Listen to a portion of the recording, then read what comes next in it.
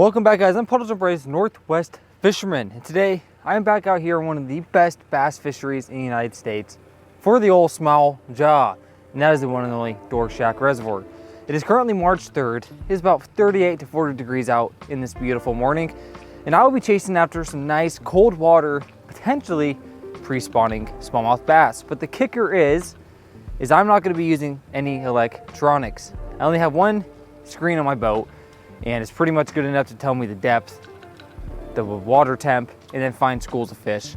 I don't have any forward-facing sonar, so I'm always fishing old school, but not for long. I am going to work on getting myself some nice forward-facing sonar, so you guys stay tuned. But with all that being said, I have an abundance of rods here. Whole bunch of nice red suede sticks. Got them all rigged up, got the boat fueled up. The only thing I have to do, drop her in, let her float, and see if we can catch some fish. So you guys stay tuned, and let's see if we can do this old school. You know, the nice thing about the old Yoda is I have this cool little kick step right here. You just go do one of these numbers, swing around to the old tongue, and then dig off the safety chain. Probably could have went a little bit deeper. It is okay. Yeah. Nice thing about this boat, man, it is not heavy at all. It's aluminum, and it is light. Just like that, the old red puddle jumper is in the water. Tie her off to the old cleats, get that motor warm, see if we can catch a bass. I'm super stoked. The full moon was last night. Granted, those guys down in Texas, they were super stoked for it. I think our best full moon of the year is going to be next month in April. I think it's going to happen like on April 2nd, when that water temp is just a bit warmer, and so on. But you never know. Those bass could have been up shallow last night and this morning chasing bait. You have no idea. I'm not going to be using you today.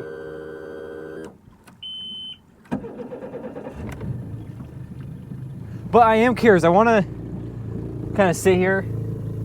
Water's ice cold. I just want to see what the water temp is, just for you guys have an understanding on what I'm getting myself into. Which we're not, and I am only in like 4 or 5 feet of water right now, so it's not going to be most accurate. It's going to be probably a bit warmer. I'm just curious. Let's see. I guess 43 degrees. Yeah, 43 degrees. So we could be going into the pre-spawn phase. At 45 temp is really where you want to be at. The 45 to 55, those bats are going to go into that pre-spawn phase. So if I'm throwing some jerk baits, throwing some crankbaits, I could be hitting on some bass today, and some good ones at that. These early pre-spawn fish is where you're going to get your biggest ones. I don't know if that's cheating what I just did, but I just want you guys to get an understanding. I'm glad it's not like 36 degrees. 36 degrees would be a little outrageous. Okay, I do have the best co-angler in the world with me today. He's still working on his netting skills.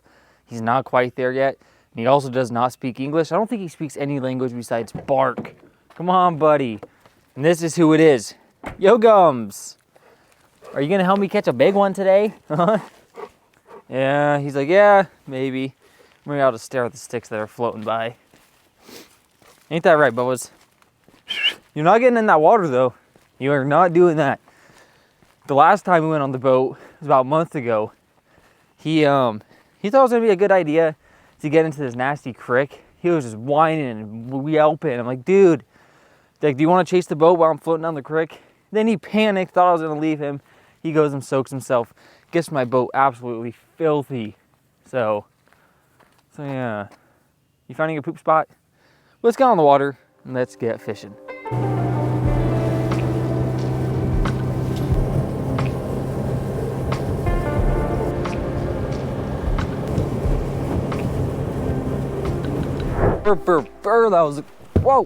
That was a cold little morning run.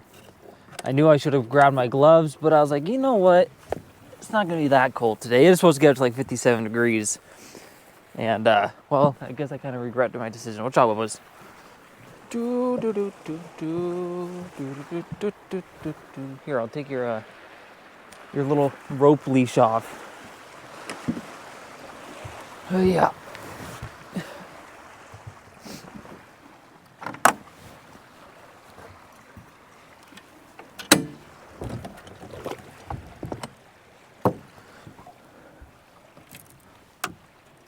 Okay, we're gonna go with a deep diving crank.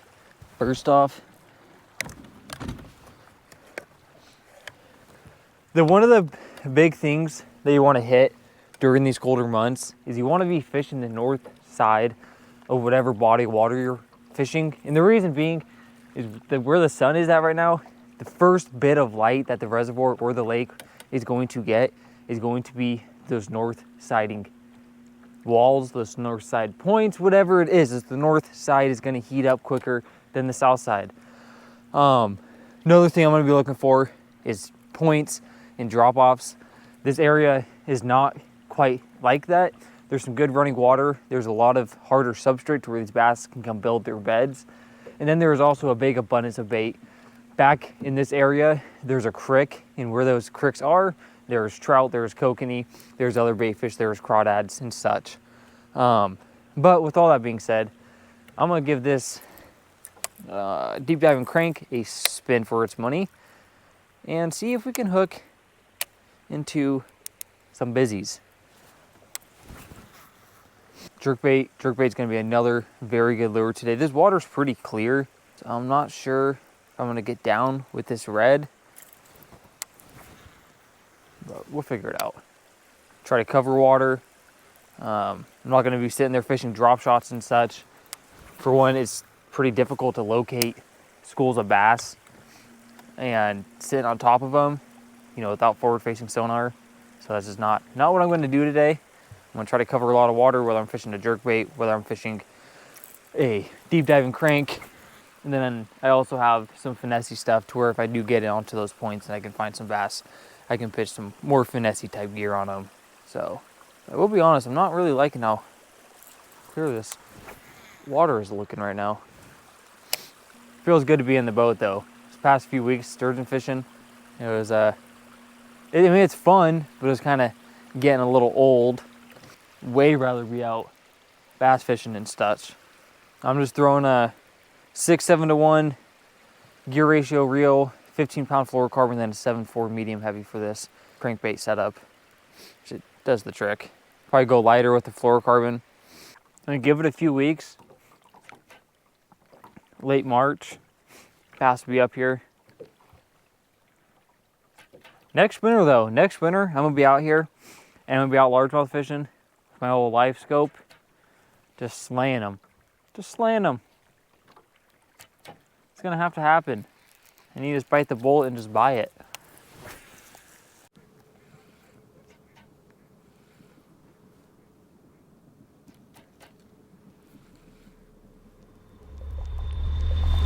There's a fish. No way, it's a trout. This is not gonna be fun.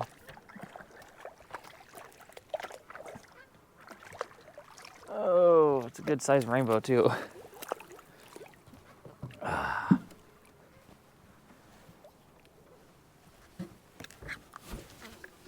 Oh, let's see here. Pretty fish. Sorry, buddy, I didn't mean to get some troubles in you. There we go. Send him right back. See ya, dude. Please don't bite my jerkbait again. You guys are a pain in the butt. There we have it. First fish. Definitely not the species we are after.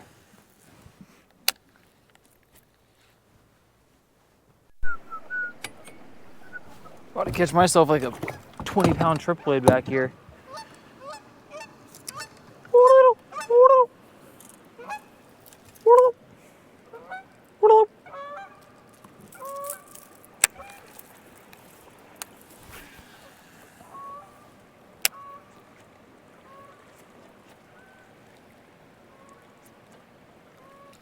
I didn't really think there's gonna be any bass back here, but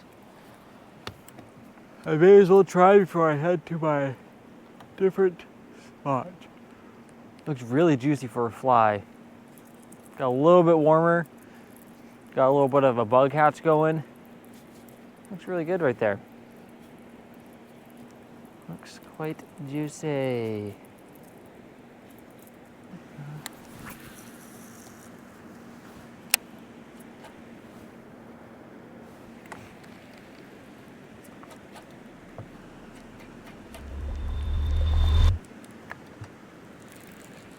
Big old son of a gun. Big old son of a gun right there. Gonna be the Trout Master 10,000. I knew it. I knew it. It's only you guys back here. It's only you guys back here. Oh. Shake you off. Shake you off. See ya, buddy.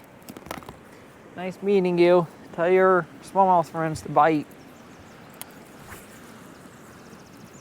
You're sick hooking into like a 5-pound trout. You're crazy. I should tie on like a little 1/16 ounce jig head and do a little bit of trout dangling real quick. I might do that, honestly. Kind of sounds fun. I do have my little spinning setup. Yeah, that's what I'm gonna do. That sounds like a blast. Okay. I'm gonna put you guys on something real quick. You guys probably already know. But this is one of my favorite trout setups ever.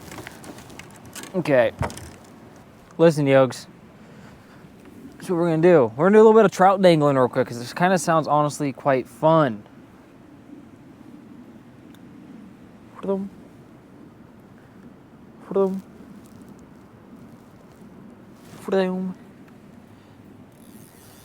If you guys aren't fishing those sweet sticks, fish them. They are a good stick. Do I have any here? Yes, I do. Look at that, I got a little strobe minnow as well. Let's use you. Grab one of you guys. I usually fish like a 3 to 4 foot fluorocarbon leader. But this is all this is. You stay on there. Tiny little 1/16 ounce jig head with a, this is the little strobe minnow. I usually just fish like the little Berkeley flukes. But what we're gonna do, just give this a little dangle right where this fast water meets the slower water. Oh, oh, oh, oh, oh, oh, oh.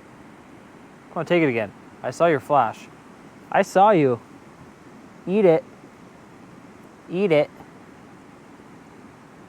You wanted it once. Where's your friends at? What, do you want us suspended or something? Like, what's your guys' deal? What's your deal, brother?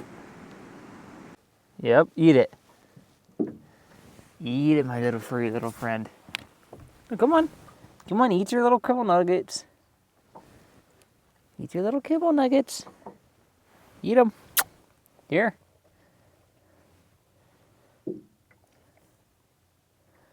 Get a little Yogi POV. Whoa! Whoa! Num nums. Num nums. Alrighty, guys. That's gonna do it for today. Unfortunately, I did not catch any. Unfortunately, I did not catch any SMBs, the old small jaws. But what did I catch? I caught 2 rainbow trouts, and I'm guessing they're probably triploids. But other than that, it was a good day. It felt really good to be out just, you know, throwing around some bass gear, whether or not I caught anything or not. That's just part of fishing. Whether you have graphs, whether you have no electronics at all, it's just part of fishing. You know, you go out every single day, you go out, you learn something new. I'd rather be out here on my boat than sitting at home reminiscing about fishing. So with all that being said, if you guys enjoyed this video, make sure to drop a like, drop a comment, even possibly subscribe. It'd be pretty sick. But other than that, let me know if you guys want to see me fish with next, fish for next. I'll see you guys in the next adventure. Peace out.